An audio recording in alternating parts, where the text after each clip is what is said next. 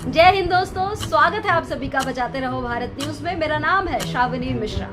जो लोग देशभक्त हैं, भारतीय हैं और अपने देश से बेइंतहा प्यार करते हैं और देशद्रोहियों से उतनी ही नफरत, वो प्लीज इस चैनल को सब्सक्राइब जरूर करें ताकि आप हर दिन मेरी वीडियो के साथ जुड़े रहें और लाइक और कमेंट भी जरूर करें ताकि हम भी आपकी देशभक्ति को पढ़ सके, क्योंकि हर कमेंट को मैं जरूर पढ़ती हूँ। चलिए अब हम करते हैं शुरुआत। मैं अपनी बातों को रखूं उससे पहले मैं आपको बता दूं कि पाकिस्तान से एक पाकिस्तानी भगोड़ी जिसका नाम है सीमा हैदर, जो हमारे देश में अवैध घुसपैठिए की तरह रह रही है, उस महिला को ऐसा लग रहा है कि अब वो यहाँ सेटल हो गई है और उसके जो शुभ चिंतक हैं वो भी यही सोच रहे हैं कि अब इसको यहाँ से कोई नहीं भगा सकता है। तो यकीन करिए दोस्तों, ये महिला जरूर जाएगी और इसको मैं जब तक भगा ना लूं तब तक दम नहीं लूंगी, या यूं कहें कि भारत से एक एक अवैध घुसपैठियों को जब तक निकलवा न दूं चैन से नहीं बैठूंगी, क्योंकि ये हमने एक मुहिम छेड़ी है कि भारत से अवैध घुसपैठिया भगाओ और अपने देश को बचाओ। चलिए अब हम शुरुआत करते हैं आज की वीडियो के बारे में और एक एक चीज जो है आप बड़े ध्यान से सुनिएगा, क्योंकि एक एक जो बात मैं आपको बताऊंगी ये आपको कोई नहीं बताएगा। मेरे पीछे जो आप तस्वीर देख रहे हैं, ये तस्वीर है ज्योति मल्होत्रा की, जिसके ऊपर देशद्रोह करने का आरोप लगा है। इसके खिलाफ जांच चल रही है। ये फिलहाल जो है सलाखों के पीछे है। इसके ऊपर आरोप था कि ये पाकिस्तानी खुफिया एजेंसी ISI के लिए काम कर रही थी। ये ब्लॉगर थी और ब्लॉग के जरिए बहुत सारे ऐसे काम करती थी जो देश के खिलाफ था। अब आप सोच रहे होंगे कि ये ब्लॉगर जो है ये तो भारत के हर कोने पे जाती थी, ये पाकिस्तान भी गई। ये ऐसी महिला है जिसको 2 साल में 3 बार पाकिस्तान का वीजा मिला। तो ये सारी जो कड़ियां थी ये इसको संदेह के घेरे में रखी। लेकिन वही बात कि आप सोच रहे होंगे कि एक ब्लॉगर क्या कर सकता है भाई, ऐसी कौन सी सूचना दे देगा वो अपने ब्लॉग के जरिए या वीडियो के जरिए। तो मैं आपको बता दूं कि जो बात सामने आई वो कुछ इस तरीके से आई कि आजकल ब्लॉगर्स जो हैं वो क्या करते हैं कि जहां जहां वो जाते हैं वो अपनी लोकेशन भी अपने ब्लॉग में जरूर डालते हैं। तो ज्योति मल्होत्रा के ऊपर ये आरोप था कि ये भारत के जिस कोने में जाती थी वो लोकेशन अपने ब्लॉग के जरिए शेयर करती थी। यही नहीं, ये महिला दिल्ली में एक छोटी सी नौकरी करती थी जिसमें इसको 20 से 25 हजार की सैलरी मिलती थी। लेकिन अचानक से इसकी स्थिति इस तरीके से सामने आती है कि आप इसको देखे होंगे कि ये फ्लाइट में ट्रैवल कर रही है, वो भी बिजनेस क्लास में। ये विदेशों में जा रही है, ये बाली ट्रैवल कर रही है जिसमें ये बिकनी पहन के नजर आ रही है, ये महंगी महंगी शॉपिंग कर रही है, इसके पास महंगे महंगे मोबाइल्स हैं, इसके पास महंगे महंगे गॉगल्स है। ये सारी चीजें जब जांच हुई, जब इसके घर में पुलिस पहुंची तो एक एक चीज खंगाला गया, जिसके बाद ये सारी चीजें सामने आई, जिसके बाद इसकी धरपकड़ होती है और ये अब जेल में। मैं आपको बता दूं कि भारत में ऐसे बहुत सारे लोग हैं जो बड़ी बड़ी बातें करते हैं। वो कहते हैं कि पाकिस्तान और भारत के बीच दोस्ताना संबंध होना चाहिए, पाकिस्तान और भारत भाई भाई। ये चीज जो है इस महिला के अंदर भी देखी गई कि ये जब पाकिस्तान गई तो एक महिला जो पाकिस्तानी थी उसके बगल में वो खड़े होकर वीडियो बनाती है और कहती है पाकिस्तान भारत सिस्टर सिस्टर। इस तरीके से इसने अपनी वीडियो बनाई। तो आप समझ लीजिए कि जो बड़ी बड़ी बातें पाकिस्तान को लेकर कर रहा है, भाईचारे की बात कर रहा है, सिस्टर सिस्टर की बात कर रहा है, कहीं ना कहीं उसकी मन में या सोच में कोई ना कोई खोट है। अब आप कहेंगे क्यों खोट है? खोट इसलिए है कि जो पाकिस्तान आज तक भारत के लिए कभी भी अच्छा नहीं समझा और भारत हमेशा ये भारत के लोगों को समझाता रहा, भारत सरकार ने समझाया, लगातार जो एजेंसियां हैं इन लोगों के खिलाफ जो काम करती है उन्होंने समझाया कि भारत कभी भी पाकिस्तान के साथ कोशिश भी करे दोस्ताना संबंध बनाने का तो वो संभव ही नहीं है, क्योंकि पाकिस्तानियों के खून में ही विरोध है, उनके खून में ही झूठ है, फरेब है। ऐसे में एक महिला का पाकिस्तान के बारे में खूब अच्छी अच्छी बातें करना, खूब बढ़िया बढ़िया बातें करना, एक अपना बॉयफ्रेंड दानिश नाम का बना लेना, फिर उनके साथ इनके तमाम तरह के वीडियोस जारी होना, ये सारी चीजें जो है संदेह के घेरे में ला रही थी। अब मैं यही सवाल करती हूँ कि इस तरह की महिलाओं को क्या भारत में कोई लड़का नहीं मिलता? तो यही कारण है कि इस महिला को संदेह के घेरे में देखा गया और आज इसकी धरपकड़ हुई है और ये जेल के अंदर बैठी है। अब ये बात पर तो हम सरकार के लिए ताली बजाएंगे कि आपने बहुत अच्छा किया। ऐसे जो पाकिस्तान को लेके गुण गाते हैं, ऐसे लोगों को फटाफट पकड़ो, जेल में ठूसो।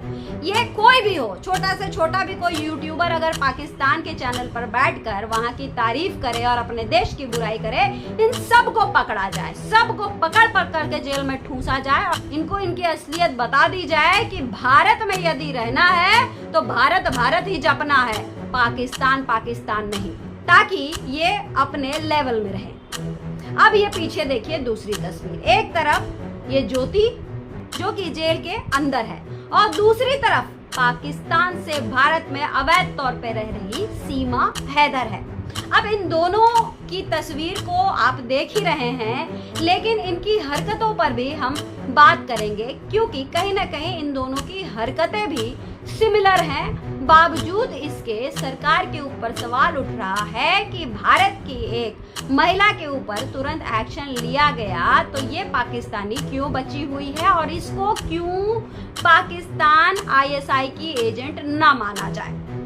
देखिए, दोनों में समानता लगभग एक है। पहली बात, जैसा कि हमने बताया कि ज्योति मल्होत्रा एक सामान्य सी लड़की जिसके कुछ 3-3.5 लाख सब्सक्राइबर होते हैं। अब 3-3.5 लाख सब्सक्राइबर होने का मतलब ये नहीं है कि आपके पास भर भर के पैसा आ रहा हो, भर भर के डॉलर आ रहा हो, बिल्कुल ऐसा नहीं है। सिमिलरली सीमा हैदर ने देश में रहकर, भारत में रहकर अपने तमाम चैनल खोले। तमाम चैनल के जरिए वो अपने वीडियोस डालती है, अपने ब्लॉग्स डालती है। दोनों ही वही काम कर रहे हैं और दोनों ही के केस में आपको बता दूं कि YouTube के जरिए इतना पैसा आना असंभव है, क्योंकि बहुत सारे ऐसे बड़े बड़े इन्फ्लुएंसर्स को मैं जानती हूँ जिनके मिलियन में फॉलोअर्स हैं, सब्सक्राइबर्स हैं, लेकिन उनकी भी इतनी कमाई नहीं है कि वो खुलकर लुटा रहे हो, बिजनेस क्लास में ट्रैवल कर रहे हो, महंगी चीजें खरीद रहे हो। अब जो बातें मैं कर रही हूँ आप समझ रहे होंगे कि मेरा इशारा किस तरफ है। ज्योति मल्होत्रा के जिन चीजों पर गौर किया गया, अगर वही चीज आप सीमा हैदर को लेकर गौर करेंगे तो दोनों में सिमिलैरिटी नजर आएगी। यहाँ भी आप देखेंगे कि ज्योति मल्होत्रा ने बहुत सारे वीडियोस बनाए जो कि इधर उधर ट्रैवल करती थी और वीडियोस बनाती थी। उसी तरीके से सीमा हैदर को अगर ये कहा जाए कि सीमा हैदर घर से बाहर नहीं निकली, वो कहीं नहीं गई, तो कहीं ना कहीं ये हम देश को झुठला रहे हैं, हम झूठ परोस रहे हैं, क्योंकि सीमा हैदर को लगातार देखा गया है कि ये घर से बाहर निकलती है और साथ ही ये ब्लॉग भी बनाती है और साथ ही ये आए दिन बड़े बड़े खर्चे भी करती है। आए दिन इसके घर में बहुत सारे गिफ्ट्स भी आते हैं और इसने लगभग इन 2 सालों में बहुत सारे ऐसे कार्यक्रम अपने घर में रखे जिसमें लाखों खर्च भी हुआ। अब आप बताइए कि ये सारे पैसे आखिर कहां से आ रहे हैं। जिस तरीके से ज्योति मल्होत्रा के ऊपर आरोप लग रहा है कि इस महिला ने लालच में अपने देश को बेच दिया, अपने देश के साथ गद्दारी की, सिमिलरली सीमा हैदर के पास इतने सारे पैसे YouTube या सोशल मीडिया के जरिए आ रहे हैं, ऐसा हम बिल्कुल भी नहीं मानते और ना इस पर विश्वास करते हैं। तो सवाल उठता है कि जिस तरीके से पैसे की कमाई ज्योति मल्होत्रा कर रही थी, कहीं ऐसी चीजें सीमा हैदर के साथ भी तो नहीं। दूसरी चीज, जिस तरीके से ज्योति मल्होत्रा के ऊपर आरोप लगा है कि ये महिला जहां जहां ट्रैवल की, जितने भी इसने ब्लॉग्स बनाए, जितने भी वीडियोस इसने जारी किए, उसने अपने साथ लोकेशन भी शेयर किया है। तो इस बात में हैरानी नहीं होनी चाहिए कि सीमा हैदर भी अपने घर से निकली है। कई बार सचिन मीना ने बाहर जा जाकर बहुत सारे वीडियोस बनाए हैं। तो क्या इसके ऊपर शक नहीं किया जाए कि इन दोनों ने भी भारत के जो लोकेशन है उन वीडियोस के साथ शेयर किए होंगे? क्या इस बात की जांच नहीं होनी चाहिए? जिस तरीके से भारत की होकर ज्योति मल्होत्रा ने देश के साथ गद्दारी की, क्या ये पाकिस्तान की महिला सीमा हैदर भारत के साथ वफादार होगी? बहुत बड़ा सवाल। और साथ ही सीमा हैदर को जितने लोग सपोर्ट कर रहे हैं, उसके साथ खड़े हैं, क्या उन लोगों की जांच नहीं होनी चाहिए?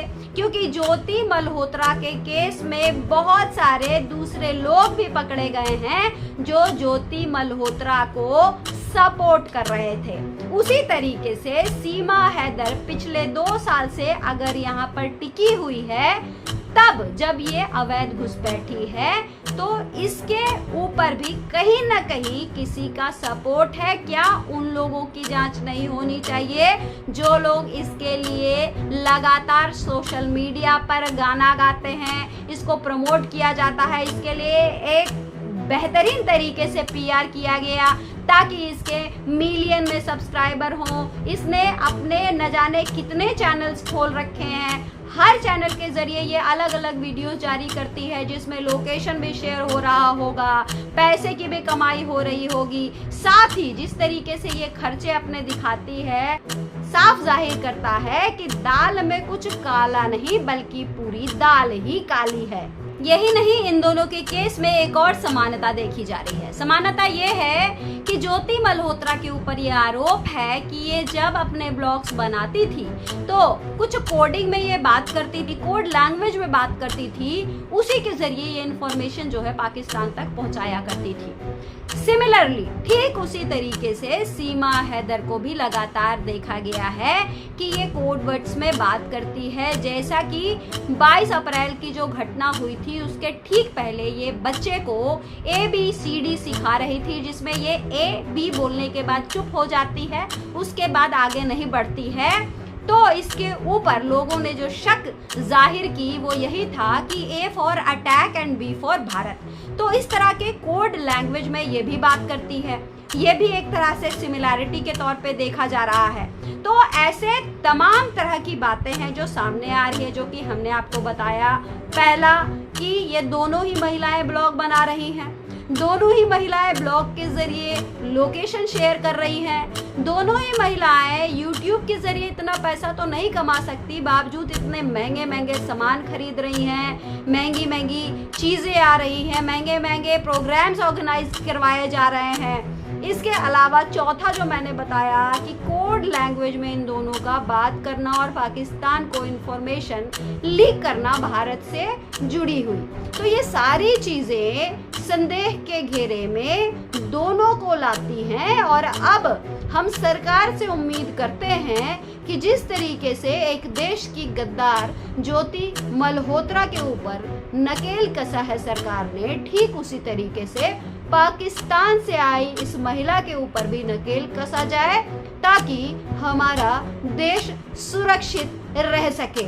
जय हिंद दोस्तों, सत्यमेव जयते।